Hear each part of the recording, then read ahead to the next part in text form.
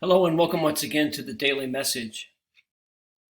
Today, the focus of my short meditation, and I hope the focus of our prayers, is on those who are in prison.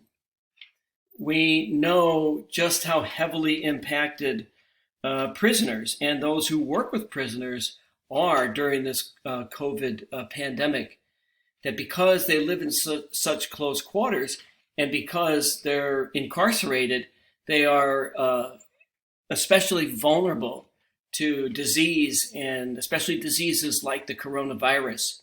Those who work with them, prison guards, medical people, all those who work with prisoners, are also placing themselves at risk. Even though those who are in prison have committed crimes, they still deserve our respect, and they deserve their dignity as human beings. And so we pray for them. We pray that those who are sick will recover. We pray that those who are not sick will remain healthy. And so for those who are in prison and those who work in prisons, we pray to the Lord.